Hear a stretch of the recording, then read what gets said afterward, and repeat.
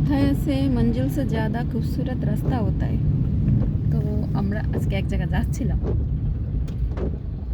6-7 ঘন্টা কয়টার সময় বেরিয়েছি বাসা থেকে 5:30টার সময়। তখন থেকে নন স্টপ গাড়ি চালাই যাচ্ছে 12:06 বাজে। এখন মনে হয় আধা ঘন্টা 1 ঘন্টার মতো লাগবে।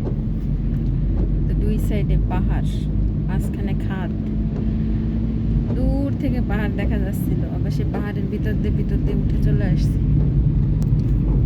এটা একটা চার্চ।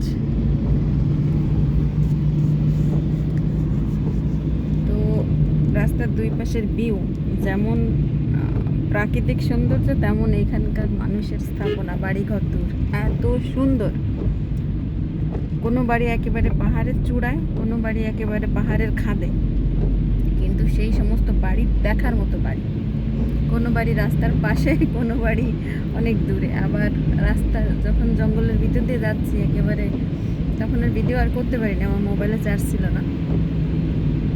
বড় বড় একটা পাথর, ঝর্ণা, মানে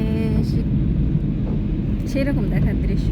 উপরবেলার যে সৃষ্টি এত সুন্দর হতে পারে আর এত পরিপাটি, ধারণার বাইরে। আর তারপরে এরা আবার এখানকার সরকার বা লোকজন বাড়িঘরগুলো বানাইছে খুব সুন্দর করে।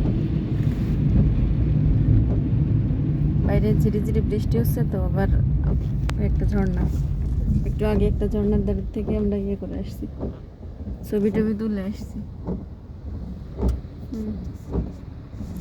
তো এরকম অসংখ্য ঝর্ণা দেখছি আসার সময়, ছোট বড়। নেই নেই নেই, যাও।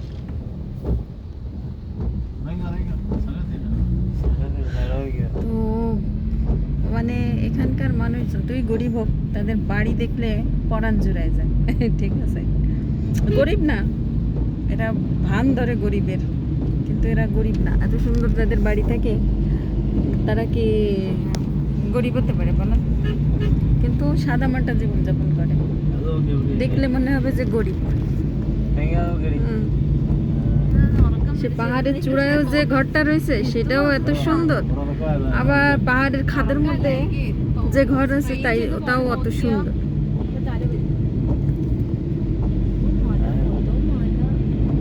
তো দেখেন, এগুলো কিন্তু পুরা একদম পাহাড়ের মধ্যে, জঙ্গলের মধ্যে। ঠিক আছে, এই যে বাড়ির পিছনে কিন্তু সব বড় বড় জঙ্গল। ওই দেখেন উপর থেকে আরো ঝর্ণা টর্ণা আসতেছে। তো আমরা এখনো পৌঁছাইনি, আমাদের পৌঁছাতে এখনো 18-19 কিলোমিটার বাকি। জানি না কতক্ষণ লাগবে।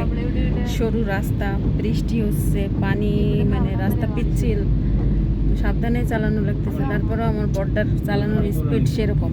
ঠিক আছে, আমি আজকে পিছনের দিকে বসছি। এখানে চার্চ অনেক, এখানে আসতে যে আমি চার্চ দেখলাম অনেক।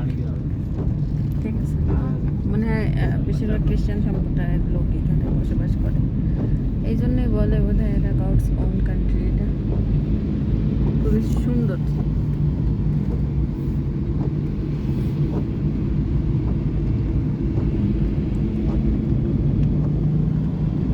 पूरा साल भर क्लाइमेट ऐसा ही रहता है क्या? बारिश होता है?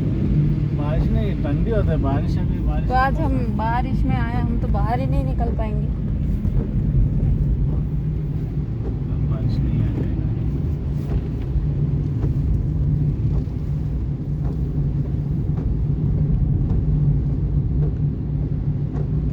এই সাইডে হচ্ছে পাহাড়ের খাদ, আবার ওই সাইডে আবার বড় পাহাড় আছে। আর এইগুলো হচ্ছে পাহাড়ের ভিতর দিয়ে কেটে যে রাস্তা বা বাড়িঘর বানাইছে, তাই ওই উপরে উপরে দেখেন মেঘের মতো দেখা যাচ্ছে।